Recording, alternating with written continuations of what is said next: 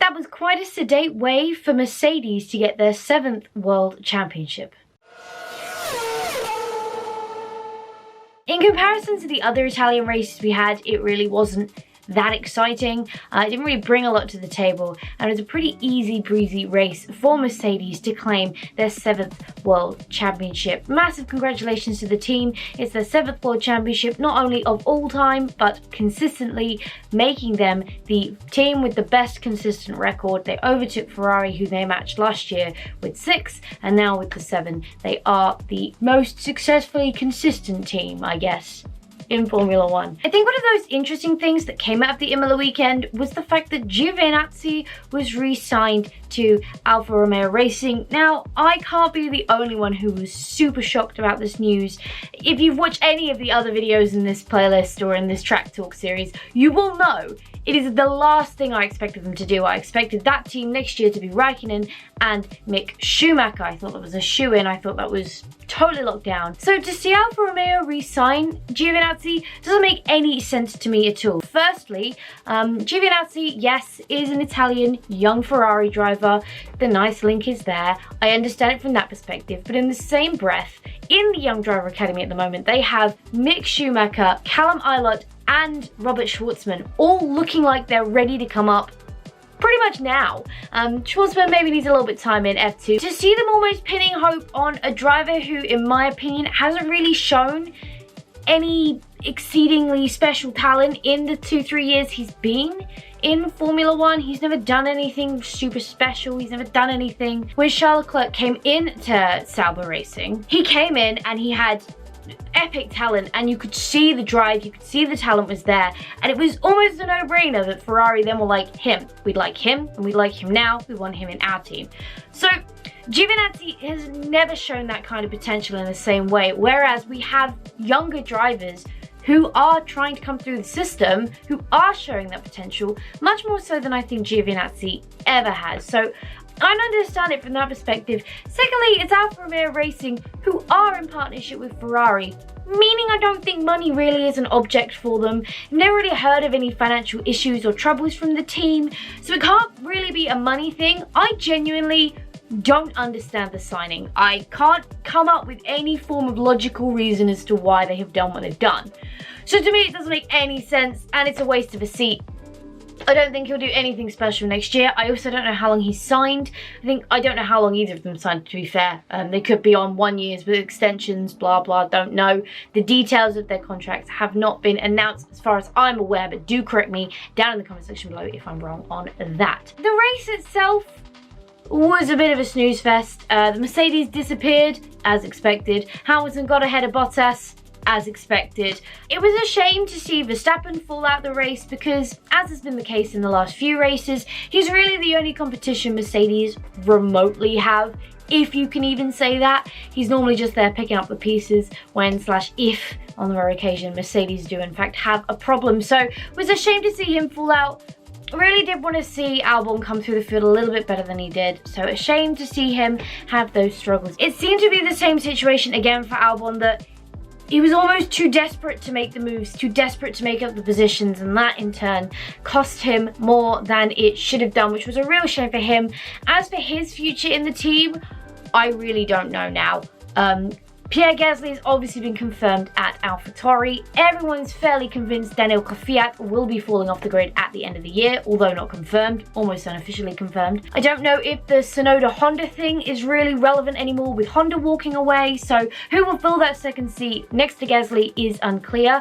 But if it is Albon and they do go somewhere else for a driver to partner with Verstappen next season, I'd give the same advice to Albon as I have to Gasly: get the hell out of Red Bull, because they're not going to re-promote you. I think they proved that in the race before last with Gasly. Real shame for Gasly, by the way, this race weekend, having the issues on the way to the grid and then not making it very far into the race, because a P4 start really could have gifted him a great opportunity to get a good result in again and really keep proving his worth to the other teams on the grid. Another great drive from Daniel Ricciardo, taking another podium. Certainly Renault were not expecting that. It is, again, as great as it is, I do like to keep saying that it is circumstantial, and yes, fair enough. Circumstance does play a massive role in motorsport, in Formula 1, in racing, all over the case, but with the whole Alonso factor coming in on the background, and to me the idea that people think Alonso's made a great decision in coming back to Renault next year because it's suddenly going to be winning and fighting for podiums is just delusional. It's really not there. Mercedes is still miles ahead, Red Bull's there, and Ferrari will come back up the field. They are starting to call back up the field. Not such a great race for Ferrari this weekend though, but we will talk about that momentarily. So to me, it's just the whole, I foresee what's going to happen with Alonso. He's coming in going, it's going to be great, we're going to win championships, we're going to win races. Then not. Then he's just going to turn into 2016 Alonso and everything's going to be wrong. GP2 engine, and the legacy he's building for himself in the sport is not the one he should be building, and that is what frustrates me most about it. He should be being remembered as this extremely talented driver, multi-talented, can literally drag any car anywhere, but he's not. He's going to be remembered as that whiny kind of has-been driver who came back for the wrong reasons, and that is what frustrates me most about the Alonso return next season. Speaking of Daniel Kvyat, as I did earlier, it was a fantastic race from him coming up the grid to finish P4th. Great result for AlphaTauri. It's not enough. I really don't think it's enough, and I think he knows as well, it's not enough to save his seat. He will not be in Formula 1 next year. He has always been a seat warmer, and what I foresee, here's a prediction, I think Red Bull will drop Albon, so it will be Gasly and Albon in AlphaTauri. Both should leave and get the hell out of there before they get completely dropped off the grid. And then Red Bull will have Verstappen, and I am gonna say it here, Hülkenberg. That is my prediction. That is who I think is going in there. But we'll see. Because I'm very likely to be wrong, and I wish I'd be right. If I am right, I'm going to be so damn happy with myself. But that's my prediction. Verstappen, Hülkenberg in Red Bull, Gasly, Albon in AlphaTauri for 2021. Coming on to Ferrari now, Leclerc finished 5th. Wasn't a great weekend for Ferrari. The pace and the performance that the car seemed to have in Portimao in the last race didn't seem to come through again for them in Imola. Yes, I think Leclerc did get through to Q3, but couldn't really fight through it, didn't really have much of a race going on, and a little bit like Ricciardo, it was a circumstantial 5th place. If you put back in Albon and you put back in Verstappen as they should have been, you're dropping him down to, that's now P7 finish, which just isn't where Ferrari should be. I think they have made improvements, but they're still not quite there. I also do think Ferrari are not even caring about this year anymore. What, we got about four races? I think we've got 4 races left. They don't care anymore. They know the car isn't working as it should be. They're going to be focusing on 2021 now and making sure that their engine is sweet spot for next season. Good drive from Perez. Struggled the racing points. Both struggled in qualifying on Saturday. So good to see him come up through the field. Kind of where you expected the racing point to be though. Not the best race for Lance Stroll. Obviously the incident at the start of the race not helping there. So Perez was more of a respective finish is where you expected the racing points to be off the performance from this weekend.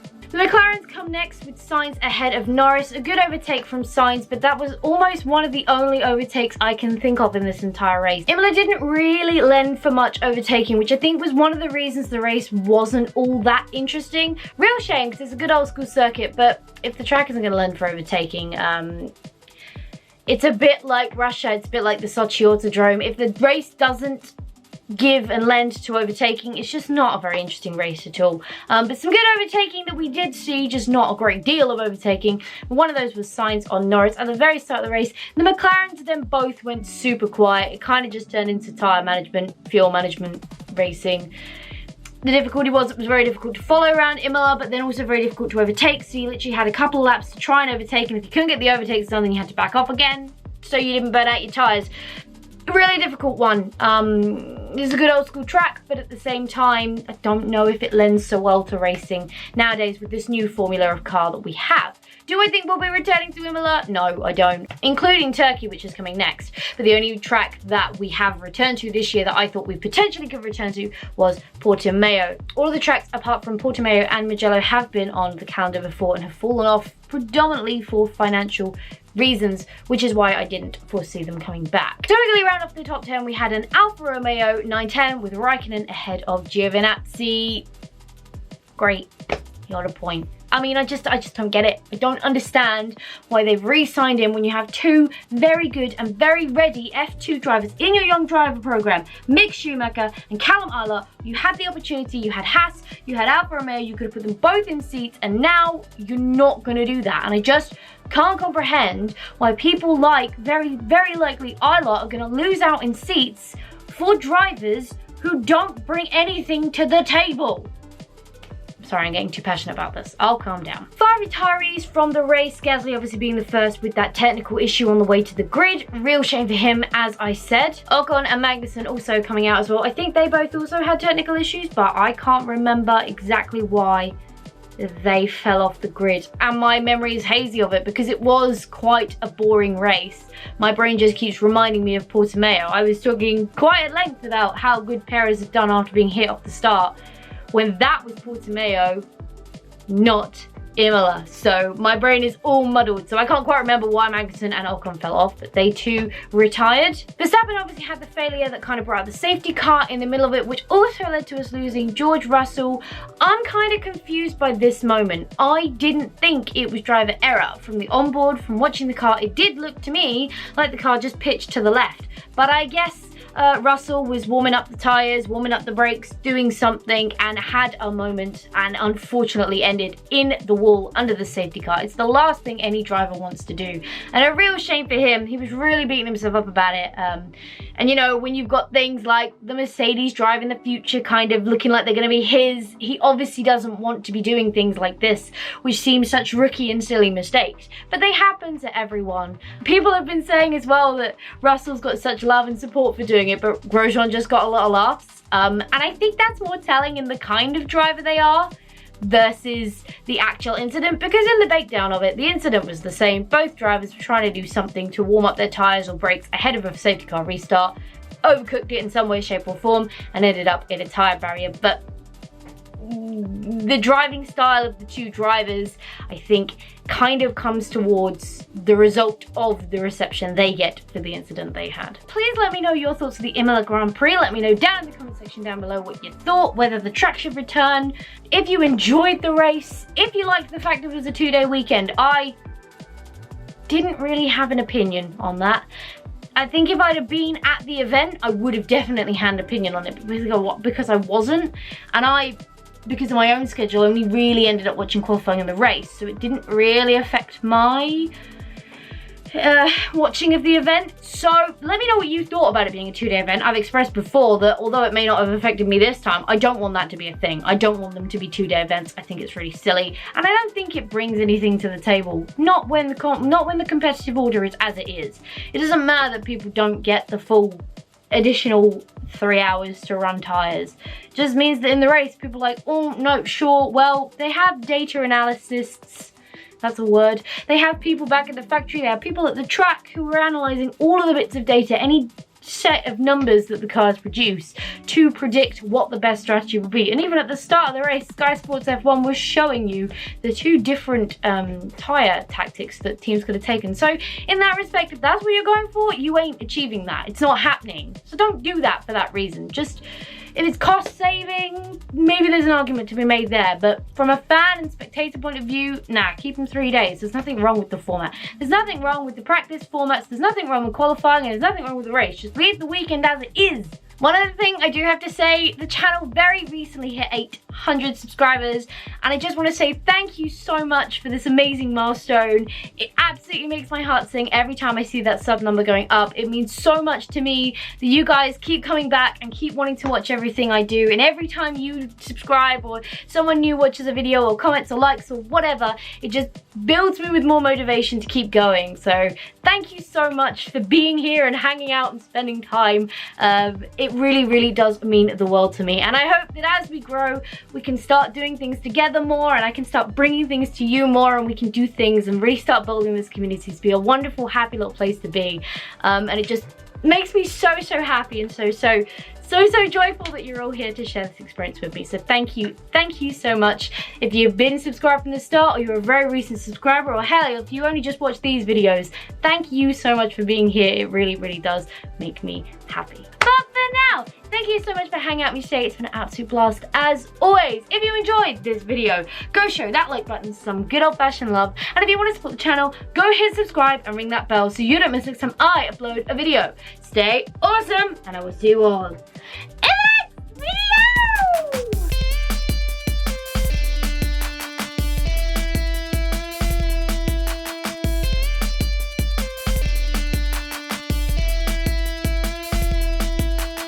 Congratulations to Mercedes for the 7 titles.